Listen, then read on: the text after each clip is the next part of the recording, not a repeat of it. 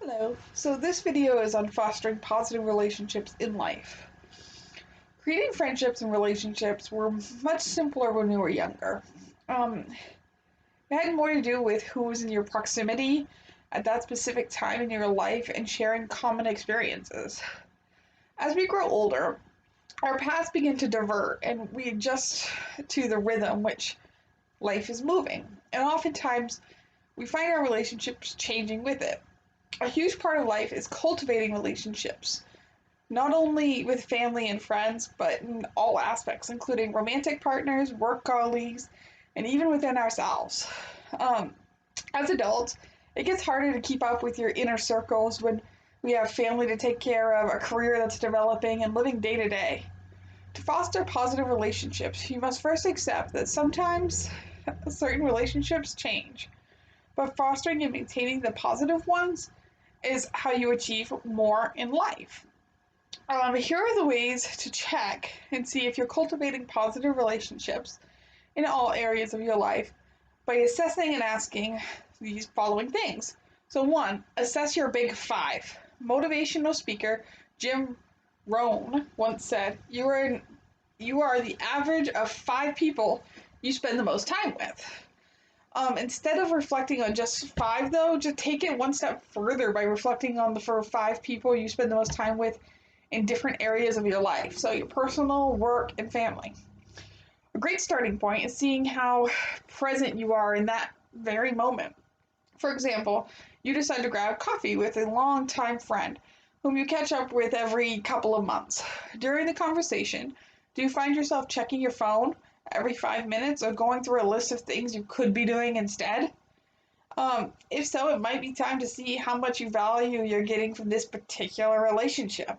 Sometimes relationships outgrow one another throughout time, and that's completely normal. As selfish as it may sound, your time is just as valuable. Listen to the ways, number two, listen to the way you converse with others. Have you taken a moment to listen to how you carry conversation with your friends, family, partner, and most importantly, yourself? Sometimes we get caught up in storytelling that we don't pay much attention to the language that we're using or how we're using it. Are you present and attentive when you're having dinner with your family? Are you on your phone when you're having a date night with your partner? Do you spend your lunch breaks listening to workplace gossip?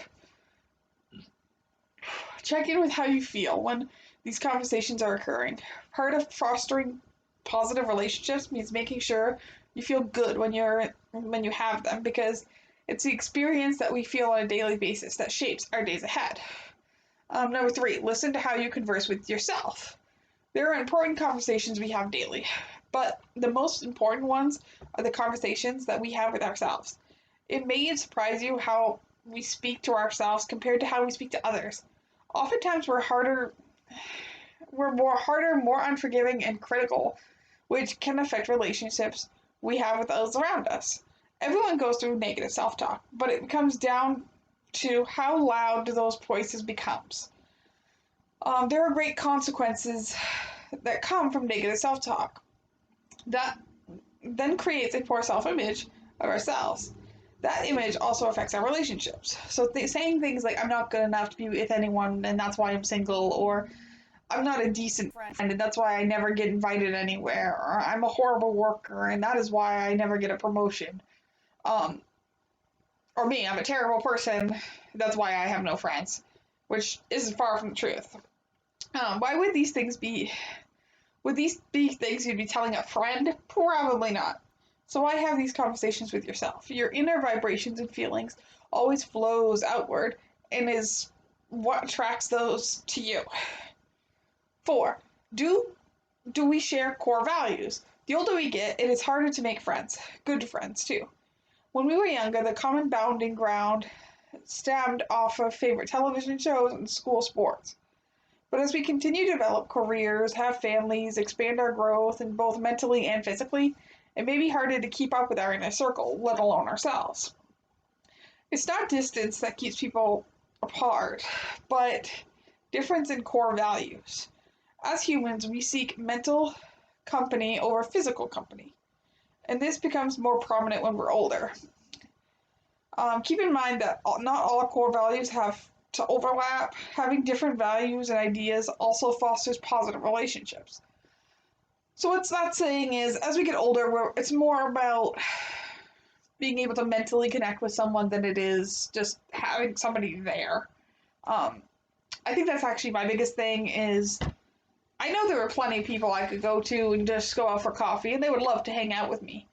But I want more than just that. I want someone who shares some of my core values or that I can at least have a good conversation with and is not just a person there. Number 5, invest in friendships that grow through life. Number 6, look into how you're feeling at work. Having healthy and positive relationships with work colleagues is always ideal, but we all know this isn't the case. First and foremost, ask yourself if you like what you're doing. Better yet, if you're feeling good at work.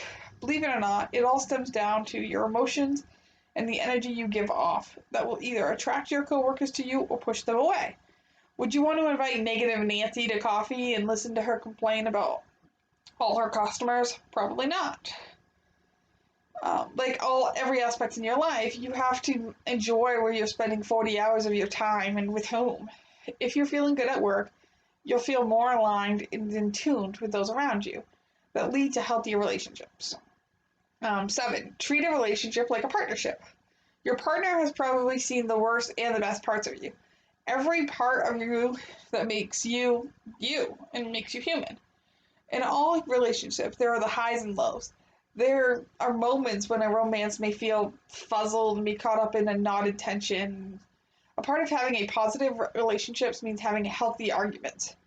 If you're able to have a disagreement without yelling and screaming while taking 2 steps back to figure out the problem together, then you're on the right track. Here are some things to keep in mind during a heated argument. Are you still putting your partner first even during disagreements? Are you looking for a solution rather than a safe way out? And are you able to place your pride aside in the meantime? Fostering a positive relationship means understanding the situation from the other person's perspective while coming up with a solution together. So, some final thoughts. The lessons we learn in our personal and professional lives reflect how we communicate with others. It helps us grow, understand, and assess the value that we bring into our relationships, and in return, add value to those relationships. All it takes is a few moments of checking in with others as well as yourself. So, that's all I've got for today. Bye.